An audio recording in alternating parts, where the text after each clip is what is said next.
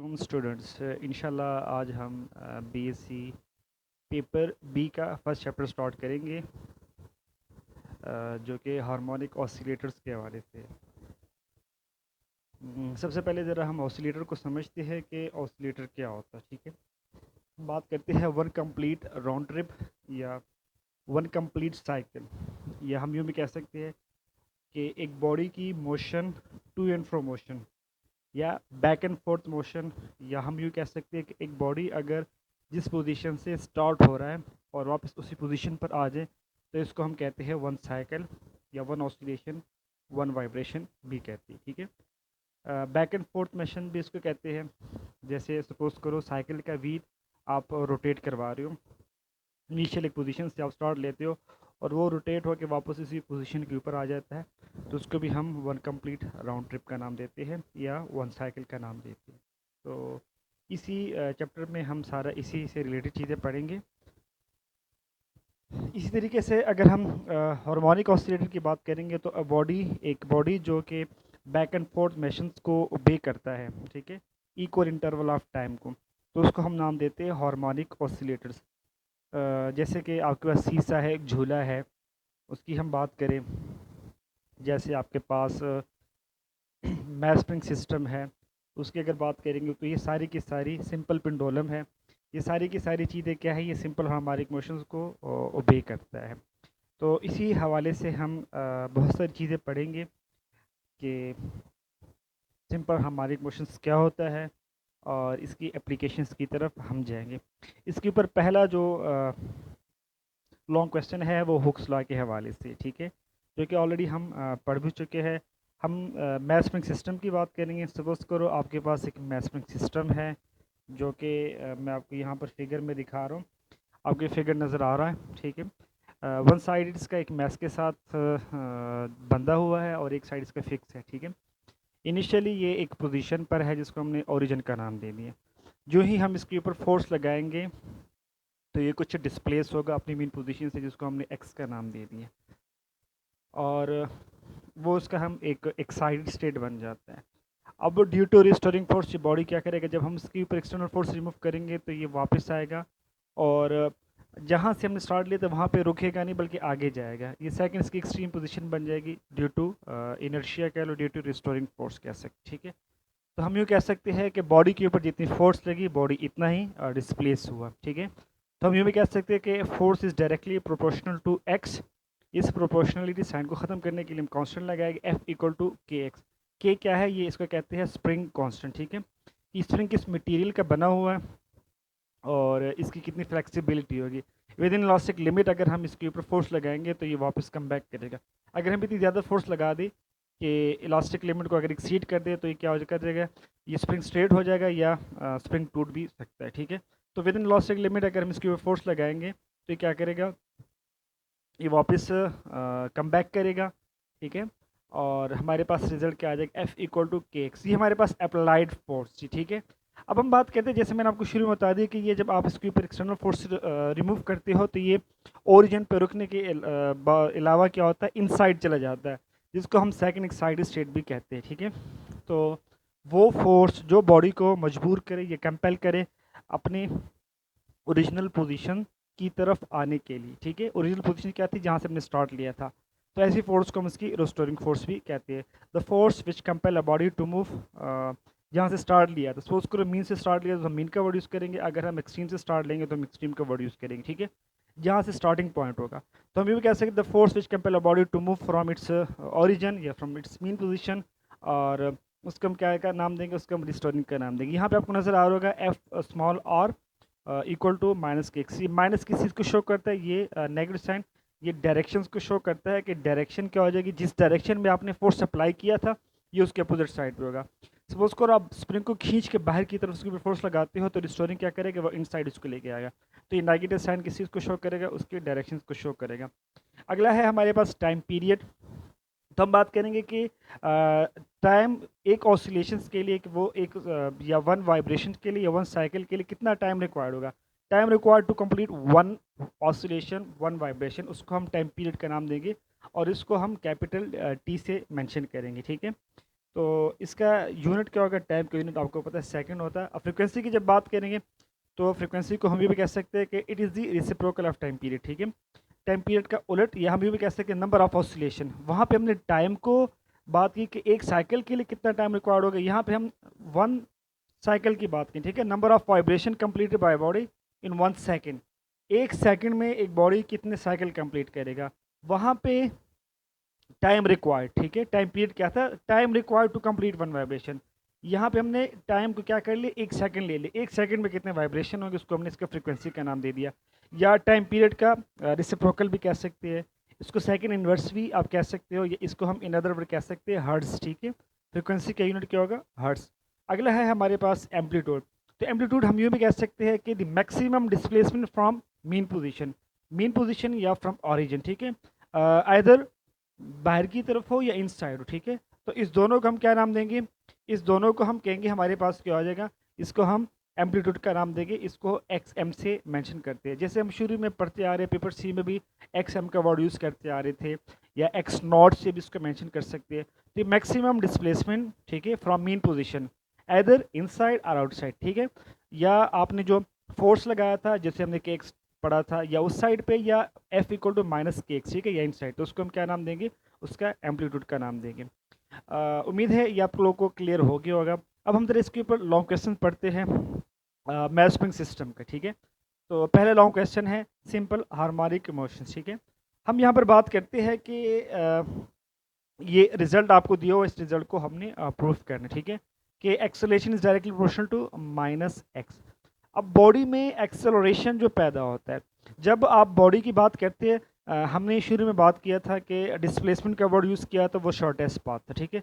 अगर डिस्प्लेसमेंट में चेंज आता है तो डेफिनेटली वेलोसिटी, या हम उसको एक्सेलरेशन का वर्ड भी कहते हैं। तो ऑसिलेटरी मोशन हमारे पास क्या होगा, हम उसमें बात करते हैं कि acceleration is directly proportional to X, और ये माइनस का साइन वही आपके पास क्या है, डायरेक्शंस को शो करता है कि वो क्या होगा, हमेशा इनसाइड होता है, ठीक है। एक्सेलरेशन क्या होगा, वो हमेशा इनसाइड होता है, तो इस वजह से इसका जो साइन लगता है इसके साथ माइनस का साइन लगता है। ये रिजल्ट हम अब प्रूफ करने जा रहे हैं कि वाकई एक्सेलरेशन जो है वो माइनस एक्स के इक्वल होता है कि नहीं होता, ठीक है। तो सिंपल हमारे एक ऑसिलेटर पहला लॉ क्वेश्चन है पेपर बी का फर्स्ट चैप्टर का। तो यहाँ से हम इसको एक्सप्लेन करेंगे। हम बात करेंगे मैथ स्प्रिंग सिस्टम आपको नज़र आ रहा होगा। इनिशियली ओरिजिन पोजीशन पे था, आपने इसके ऊपर फोर्स अप्लाइड किया था, और अप्लाइड फोर्स किसके बराबर था, वो के एक्स के बराबर था। तो ये एक सेकंड एक्साइटेड स्टेट तक चला जाता है, जिसको हमने एक्स एम का नाम दे दिया। अब आपको एक चीज़ एक्स एम नज़र आ रही है कि आपको एक्स नज़र आ रहा है, तो एक्स इंस्टेंटेनियस डिस्प्लेसमेंट था, मतलब मीन पोजीशन और एक्सट्रीम पोजीशन के दरमियान कोई सभी पॉइंट होगा, वहाँ पे हमारे पास जो पोजीशन होगी वो इसकी इंस्टेंटेनियस पोजीशन कहलाएगी, या सिंपल इज दैट, उसको हम एक्स का नाम देंगे, ठीक है। और जब एक्साइटेड स्टेट होगा, चाहे वो इनसाइड हो चाहे वो आउटसाइड हो, यहाँ पे दोनों आपको नज़र आ रहा है। जैसे ए आपको पॉइंट नज़र आ रहा है, ओ से ए तक का जो फासला है या डिस्प्लेसमेंट, उसको हम मैक्सिमम डिस्प्लेसमेंट का नाम देंगे, उसको एक्स एम। या ओ से ए प्राइम के दरमियान जो है, इसको भी हम क्या नाम देते हैं, एक्स एम का नाम देते हैं। लेकिन यहाँ पर जो इसके ऊपर फोर्स लगेगी वो क्या कहलाएगी, वो रिस्टोरिंग फोर्स कहलाएगी, क्योंकि वो इनसाइड है, इसकी डायरेक्शन चेंज हो रही है। पहले आपने डायरेक्शन बाहर की तरफ ली थी, अब डायरेक्शन इनवर्ड है, तो इसके साथ नेगेटिव का साइन आपके पास आ जाएगा, ठीक है। तो ओ से ए प्राइम तक का जो डिस्प्लेसमेंट होगा उसको हम नाम दे देते एक्स एम का। और ओ और ए प्राइम के दरमियान कोई सा भी अगर आप पॉइंट ले लें और वहाँ पे आप डिस्प्लेसमेंट की बात करेंगे या डिस्टेंस की बात करेंगे, तो डेफिनेटली वो एक्स कहलाएगा। और डिस्प्लेसमेंट क्या कहलाएगा, मैक्सिमम डिस्प्लेसमेंट क्या कहलाएगा, वो एम्पलीट्यूड कहलाएगा, या हम उसको एक्स एम का नाम दे देंगे। ठीक होगी बात। चलिए ज़रा आगे देखते हैं हमारे पास। अब हम कंसिडर करते हैं कि हमने इसके ऊपर फोर्स लगा दी, restoring force F equal to के एक्स होगी, ठीक है।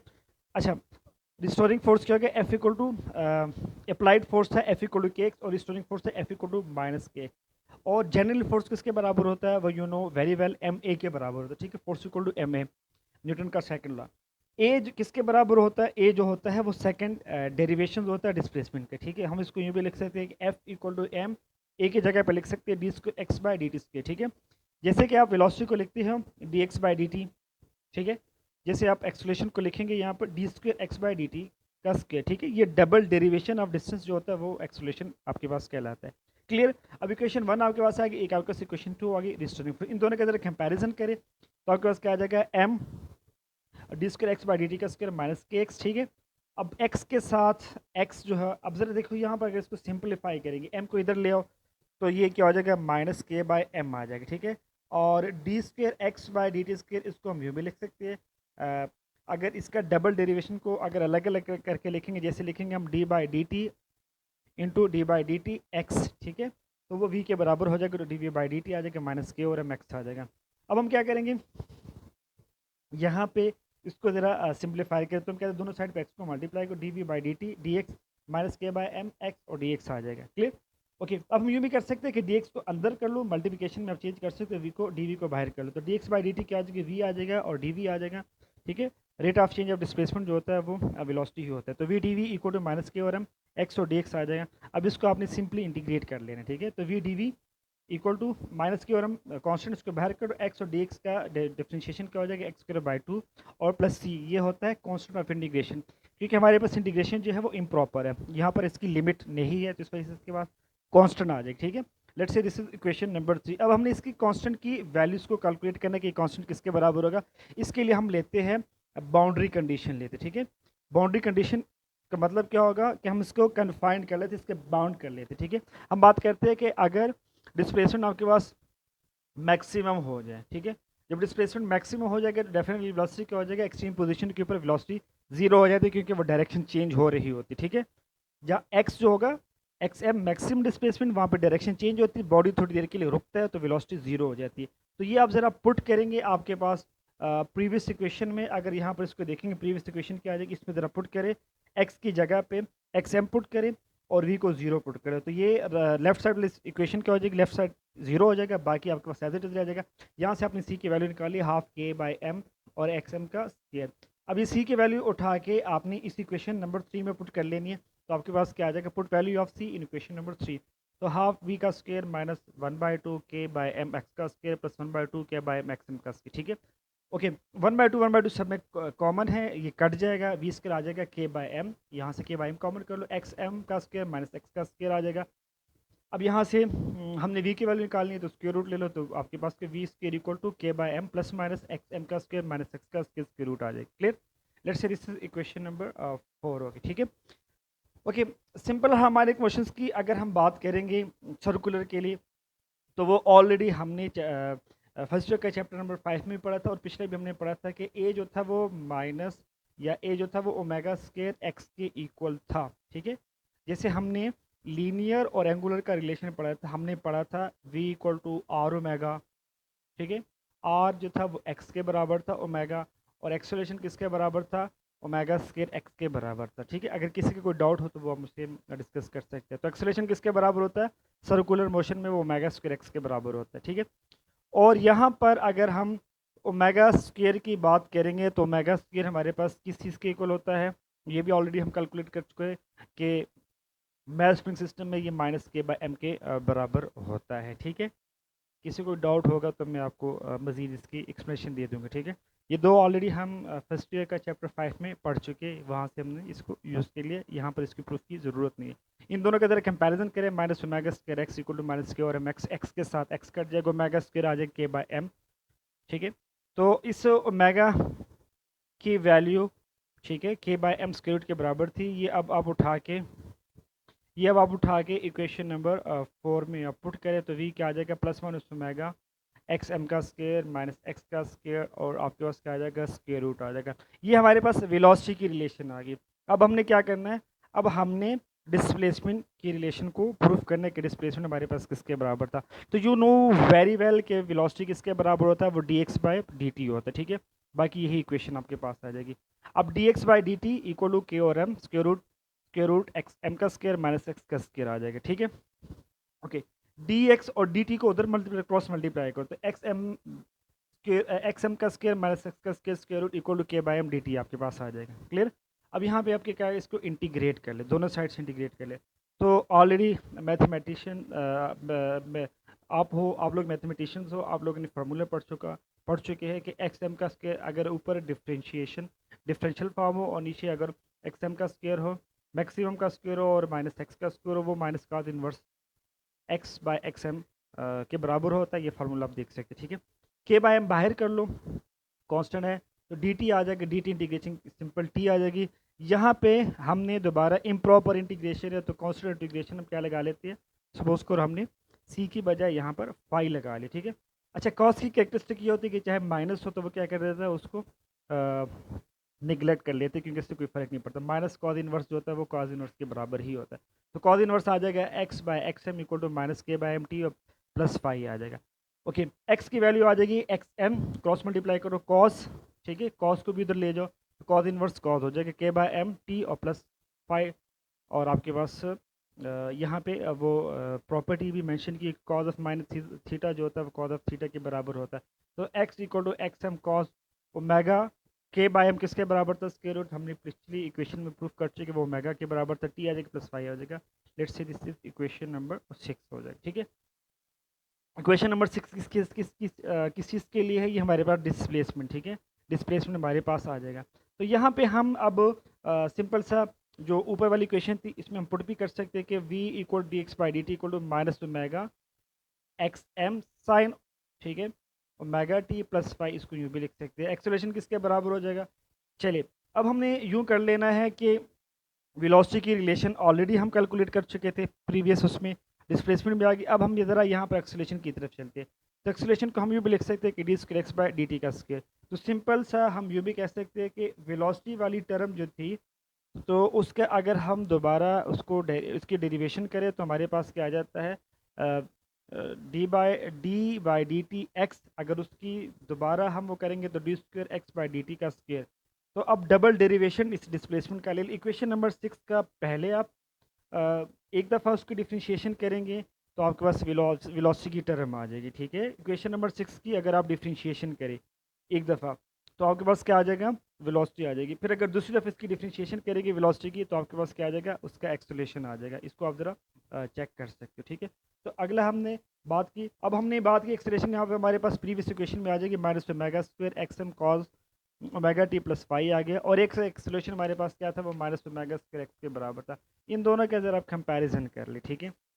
तो आपके पास क्या आ जाएगा, अब हम यहाँ से देख सकते हैं कि हमारे पास क्या हो जाएगा, ओमेगा स्क्वायर जो होता है वो एंगुलर वेलोसिटी जो होती है वो क्या होती है, वो कांस्टेंट होती है। तो acceleration is directly proportional to क्या आ जाएगा, आपके पास माइनस एक्स आ जाएगा। क्लियर होगी बात, ओके। अब हम जरा बात करते हैं एम्पलीट्यूड की, बात करें तो एम्पलीट्यूड का फार्मूला क्या हो जाएगा, वो ऑलरेडी आप पढ़ चुके हैं कि मैक्सिमम डिस्प्लेसमेंट होता है मीन पोजीशन से, तो वो किसके बराबर हो जाएगा, x equal to x m cos of omega t plus five. Clear, okay. अगर हम बात करेंगे कि दोनों देखो ना, हमारे पास थीटा अगर जीरो के बराबर हो जाए तो कॉस की वैल्यू मैक्सिमम हो जाएगी, ठीक है। तो अगर हम बात करेंगे तो कि theta equal to omega t plus five अगर जीरो के बराबर हो जाए या हमारे पास पाई हो जाए, ठीक है, पाई पाई 180, तो 180 के ऊपर भी कॉस की वैल्यू क्या जीरो होती है और जीरो के ऊपर भी क्या होती है 180 का अगर देखा जाए ना तो माइनस वन होता है, ठीक है, और जीरो पे अगर देखा जाए तो प्लस वन होता है। तो यहाँ पर हम बात करेंगे, कंडीशन लाई गए कि अगर हमारे पास omega t plus five zero के बराबर हो गया तो हमारे पास एम्पलीट्यूड क्या हो जाएगा, वो मैक्सिमम हो जाएगा, एक्स जो होगा वो प्लस माइनस एक्स एम के बराबर हो जाएगा, ठीक है, ओके। अब जब हम टाइम पीरियड की रिलेशन की तरफ जाते हैं, अगर टाइम पीरियड को हमने कैलकुलेट करना हुआ तो टाइम पीरियड को कैसे कैलकुलेट करेंगे, तो हम बात करेंगे time required by body to complete one cycle या वन वाइब्रेशन, ठीक है।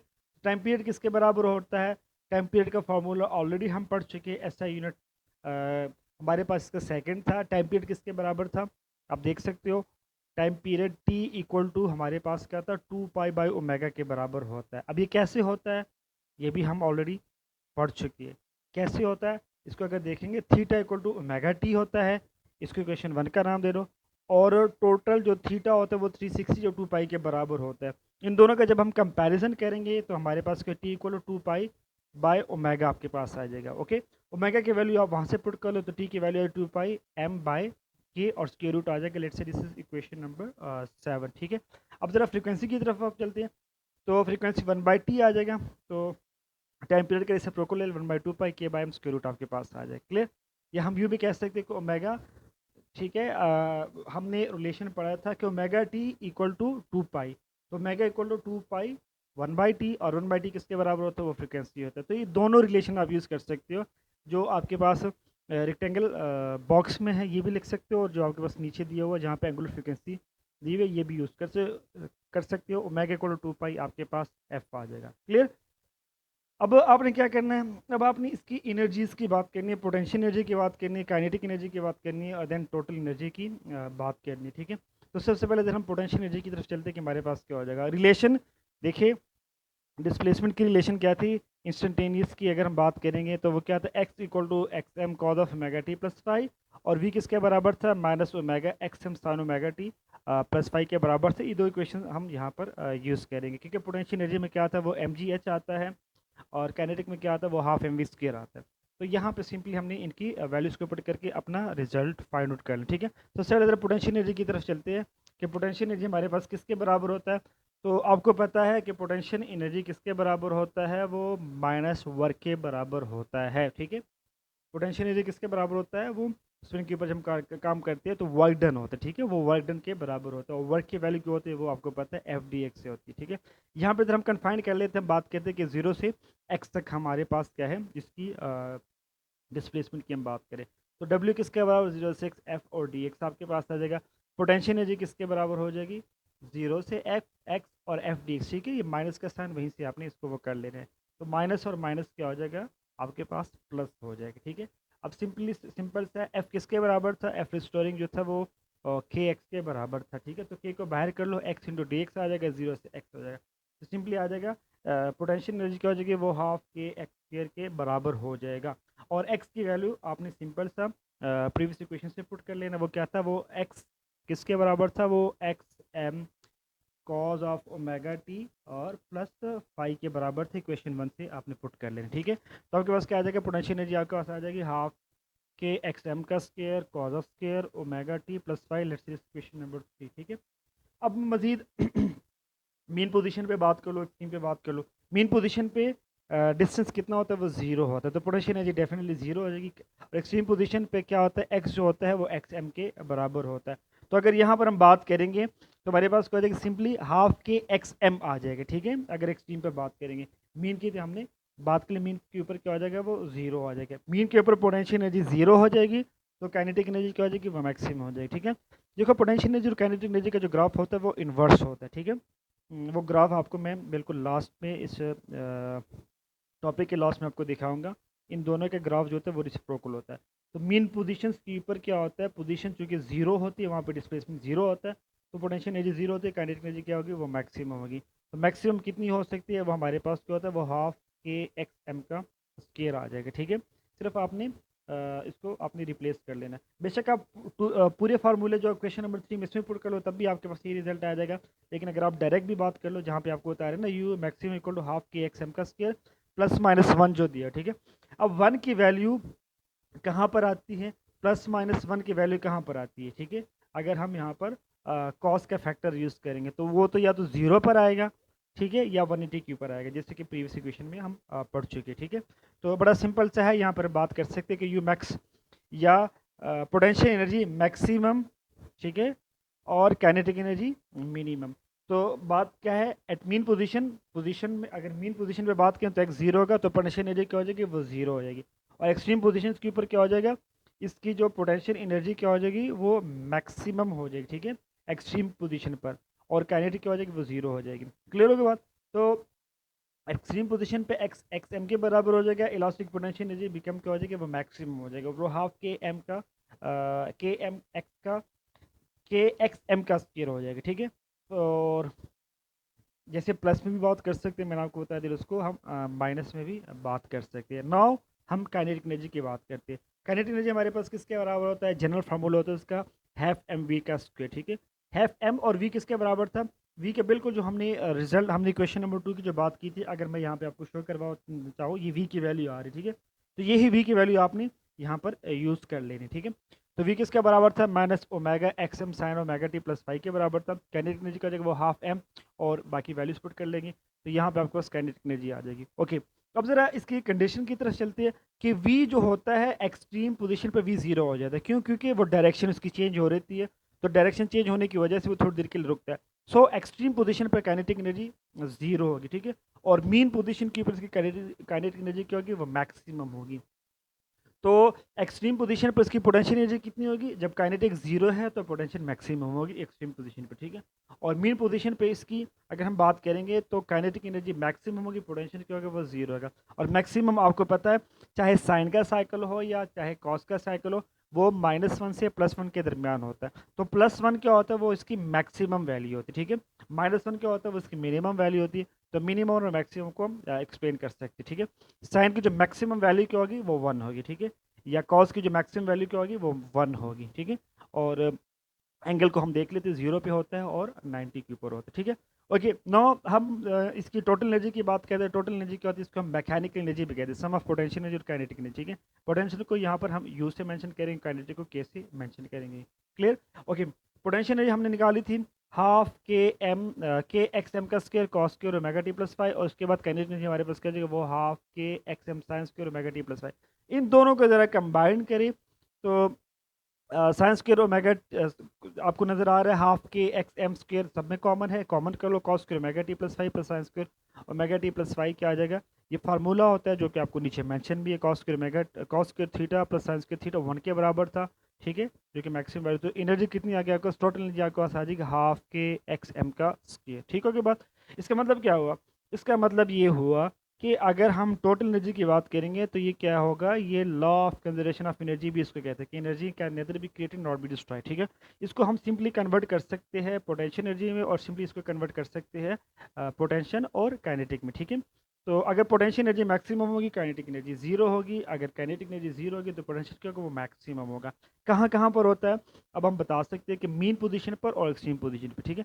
तो मीन पोजीशन पे डिस्प्लेसमेंट या डिस्टेंस क्या होता है, वो 0 होता है, तो पोटेंशियल एनर्जी क्या होगी, 0 होगी, काइनेटिक एनर्जी मैक्सिमम होगी, ठीक है। तो यहाँ से पूरे टॉपिक को अगर हम इसको समराइज करेंगे तो हम यूँ भी कह सकते हैं कि भाई जहाँ पर मीन पोजीशन पर बात करेंगे तो पोजीशन 0 होता है, तो काइनेटिक एनर्जी क्या होगी, वहाँ पर मैक्सिमम होगी, पोटेंशियल 0 होगी। और एक्सट्रीम पे वेलोसिटी 0 होती है, काइनेटिक एनर्जी 0 होगी, और पोटेंशियल एनर्जी क्या होगी, वो आपके पास मैक्सिमम होगी। Got it? ओके, यहाँ पे आपको एक ग्राफ दिया हुआ, ग्राफ डिस्प्लेसमेंट को देखते, ठीक है, जैसे मैं आपको एक्सप्लेन कर रहा था। यहाँ पे अब हर पॉइंट के ऊपर आप इसके डिस्प्लेसमेंट को फाइंड आउट कर सकते हैं। जैसे हमारे पास डिस्प्लेसमेंट के जनरल फार्मूला क्या होता है, x equal x m cos omega t plus 5, ठीक है। अब टी 0 के ऊपर देखा जाए, ठीक है। अब 0 का मतलब क्या होगा, टाइम 0 था तो ये सारा टी को 0 पुट कर लो तो कॉस ओमेगा ये आपके पास 0 आ जाएगा, तो आपके पास जो वैल्यू आएगी वो मैक्सिमम आएगी, ठीक है। तो 0 के ऊपर आपको ग्राफ भी नजर आ रहा होगा, प्लस एक्स एम से स्टार्ट हो, T/4 के ऊपर क्या हो जाता है, T/4 ये मीन पोजीशन के ऊपर आ जाता है, 0 हो जाएगा। T/2 के ऊपर क्या आ जाता है, मैक्सिमम हो जाता है, माइनस में चला जाता है, आपको नज़र भी आ रहा है, ठीक है। और उसके बाद तो यहाँ पर आपको देखा जाए कॉस का साइकिल मैक्सिमम से स्टार्ट हो रहा है, आपको नज़र आ रहा होगा, प्लस एक्स एम से स्टार्ट हो रहा है, मैक्सिमम से स्टार्ट हो रहा है, और डिफरेंट पॉइंट के ऊपर डिफरेंट टाइम ड्यूरेशंस के बाद आपको नज़र भी आ रहा है कि इसमें वेरिएशन आ रही है, ठीक है। तो 0 के ऊपर क्या होगा, मैक्सिमम होगा। T/4 के ऊपर क्या होगा, वो 0 होगा, और हाफ के ऊपर मैक्सिमम होगा लेकिन नेगेटिव डायरेक्शन में, ठीक है। और 3T/4 पे 0 और टी के ऊपर एक्सएम आ जाएगा। अब ज़रा यहाँ पर वेलोसिटी की फिगर को भी आप देख सकते हो, यहाँ पर साइन का फैक्टर आ रहा है, साइन के, ठीक है। अब साइन क्या होगा, 0 के ऊपर 0 है, ठीक है, अगर साइन 0 का। T/4 अगर देखा जाए तो माइनस आ रहा है, ठीक है। अब यहाँ पे देख रहे हो कि मीन लाइन से नीचे से इसका ग्राफ स्टार्ट हो रहा है, ठीक है। यहाँ पे आप पुट करके बता भी सकते हैं। 3T/4 के ऊपर क्या आ जाएगा, मैक्सिमम आ रहा है, और T0 के ऊपर दोबारा क्या आ रहा है, वेलोसिटी की वैल्यू आपके पास 0 आ रही है, ठीक है। उसके बाद ज़रा एक्सेलेरेशन की तरफ आ जाओ। एक्सेलेरेशन क्या है, वो minus omega square x m cos of omega t plus 5। अब यहाँ पर अगर देखा जाए 0 स्टार्ट हो रहा है मैक्सिमम से लेकिन नेगेटिव डायरेक्शन में, ठीक है। T/4 के ऊपर 0 आ रहा है, T/2 के ऊपर दोबारा मैक्सिमम आ रहा है, 3T/4 के ऊपर फिर 0 आ रहा है, और टी के ऊपर फिर आगे क्या आ रहा है, नेगेटिव आ रहा है, ठीक है, मैक्सिमम लेकिन नेगेटिव, ठीक है। अब देख रहे हो यहाँ पे आपने ग्राफ एक्सेलरेशन के देख लिया, वो माइनस से स्टार्ट हो रहा है, ठीक है। अब टोटल एनर्जी का देख लो। अब एनर्जी क्या है, अब जैसे मैंने आपको बताया था, आपको एक डॉटेड लाइन नजर आ रही है और आपके पास क्या है, एक आपके पास ब्रॉड लाइन नजर आ रही है, ठीक है। अब देखो दोनों एक दूसरे को रिसिप्रोकल है, ठीक है। कि जहाँ पर काइनेटिक आपको ग्राफ में भी नजर आ रहा है कि टोटल एनर्जी क्या हो जाएगी, वो सम ऑफ काइनेटिक और पोटेंशियल होना, क्लियर। तो अगर के एक्स आपको नजर आ रहा है, जिससे 0 की बात करें तो 0 के ऊपर क्या है, वो हाफ के एक्सएम का स्क्वायर, और एक्सएम के ऊपर क्या है, वो 0, 0 के ऊपर फिर मैक्सिमम, फिर माइनस के ऊपर 0, फिर 0 के ऊपर मैक्सिमम। इस तरीके से पोटेंशियल एनर्जी 0, ठीक है, इसको आप देख सकते हो। ओके, जो इंपॉर्टेंट चीज़ है इस ग्राफ को ज़रा आप देखिए। जो आपको डॉटेड लाइन नज़र आ रही है पोटेंशियल एनर्जी बता रहा है, जो आपको ब्रॉडर लाइन नज़र आ रहा है वो आपको काइनेटिक एनर्जी बता रहा है। अब देख लो बिल्कुल एक दूसरे के इन्वर्स है, ठीक है। अगर एक एनर्जी बढ़ रही है तो दूसरी कम होगी, अगर एक कम हो रही है तो दूसरी आपके पास क्या होगी, वो बढ़ती जाएगी। यहाँ पे आप टोटल एनर्जी को देख लो, लेकिन एक एनर्जी कम होगी दूसरी बढ़ेगी, लेकिन टोटल एनर्जी आपके पास क्या है कि वो हमेशा कंजर्व रहेगा, ठीक है। अब यहाँ पे आपको टी नज़र आ रहा है, देख सकते हो आप, गौर से देख सकते हो, ठीक है। चाहे काइनेटिक एनर्जी को देख लो, चाहे पोटेंशियल एनर्जी को देख लो, ठीक है। जीरो के ऊपर क्या था, मैक्सिमम था T/4 के ऊपर, फिर जीरो, फिर T/2 के ऊपर क्या था, फिर मैक्सिमम 3T/4 के ऊपर जीरो, और फिर टी के ऊपर फिर मैक्सिमम आ रहा है। यहाँ पे पोटेंशियल एनर्जी को भी आप देख सकते हो। पोटेंशियल देखो यहाँ पर आपको T/4 जीरो के ऊपर तो जीरो नजर आ रहा है, T/4 के ऊपर मैक्सिमम आ रहा है, और उसके बाद क्या आ रहा है, दोबारा 3T/4 के ऊपर फिर अब मैक्सिमम आ रहा है, T/2 के ऊपर भी जीरो आ रहा है, और उसके टी के ऊपर भी जीरो आ रहा है, ठीक है। मतलब मीन लाइन के ऊपर जो आपको वो कर रहा है, आ रहा है, ठीक है। ग्राफ जो मीन लाइन के ऊपर आ रहा है, वहाँ पर पोटेंशियल एनर्जी की वैल्यू क्या आ रही है, वो जीरो आ रही है, ठीक है। T/4 मैक्सिमम पॉइंट होता है अगर ग्राफ को देखा जाए ना, T/4 90 जिसको हम बात करते हैं, ठीक है, 90 मैक्सिमम होता है। T/4 जैसे हम पाई की बात करते हैं, पाई के ऊपर फिर जीरो है, फिर T/4 फिर आप नेगेटिव साइड पे 90 आ रहा है, और फिर उसके बाद जीरो आ रहा है। तो यहाँ से आपको क्लियरली नज़र आ रहा है टोटल एनर्जी कि एनर्जी क्या है, वो टोटल एनर्जी क्या हो रही है, वो आपको कंजर्व है, इसके ऊपर कोई फ़र्क नहीं पड़ रहा। ओके, ज़रा फाइनली इसके एनर्जीज का ज़रा ग्राफ देख लो, तो आपके पास जीरो के ऊपर, T/4 के ऊपर, T/2 के ऊपर, 3T/4 के ऊपर, और टी के ऊपर, ठीक है। यहाँ से दोबारा इस ग्राफ को एक डॉटेड लाइन है और एक ब्रॉडर लाइन है, ठीक है। डॉटेड लाइन आपको क्या बता रहा है, पोटेंशियल एनर्जी बता रहा है, और ब्रॉडर लाइन आपको काइनेटिक एनर्जी बता रहा है। दोनों एक दूसरे के क्या है, वो रिसिप्रोकल है, ठीक है। अच्छा, जहाँ पे डॉटेड और वो मिल रहा है, डॉटेड और ब्रॉडर लाइन मिल रहा है, इसको जरा गौर से देखो, तो इसका मतलब ये होगा दोनों एनर्जीज क्या है, वो बराबर है, ठीक है। दोनों एनर्जी क्या है, वो बराबर है, ठीक है। तो यूँ भी कह सकते हैं कि एक पॉइंट पे अगर एनर्जी बढ़ रही है, तो दूसरे पॉइंट पे क्या होगी, एनर्जी आपके पास कम होगी। लेकिन हमेशा याद रखना है कि लॉ ऑफ एनर्जी, हम कंजर्वेशन एनर्जी की जब बात करते हैं, law of conservation of energy की, उसकी वायलेशन नहीं होगी। हमेशा हमेशा याद रखना है कि law of conservation of energy की वायलेट नहीं करना, वायलेट करेगा तो पूरा का पूरा फिनोमेना गलत हो जाएगा, ठीक है। तो एक एनर्जी कम हो रही है, दूसरी बढ़ रही है, ठीक है। और किसी मीन पॉइंट के ऊपर, किसी एक ऐसे सर्टन पॉइंट के ऊपर बात करें जहाँ पे आपको नज़र आ रहा है कि डॉटेड और ब्रॉडर लाइन मिल रही है, तो इसका मतलब है कि दोनों एनर्जी क्या है, वहाँ पर सेम है। लेकिन टोटल एनर्जी क्या होगी, वो हमेशा कांस्टेंट रहेगी, वो वायलेट नहीं होगा। होप सो आपको समझ आ गई होगी। किसी का फर्दर कोई क्वेश्चन हो, कोई चीज़ आपने पूछनी हो, बतानी हो, तो definitely you can ask any question, ठीक है, रिगार्डिंग टू दिस टॉपिक। इंशाल्लाह नेक्स्ट लेक्चर में हम इसकी एप्लीकेशंस को पढ़ेंगे। उम्मीद है आप लोगों को समझ आ गई होगी। टिल देन, टेक केयर, अल्लाह हाफिज़।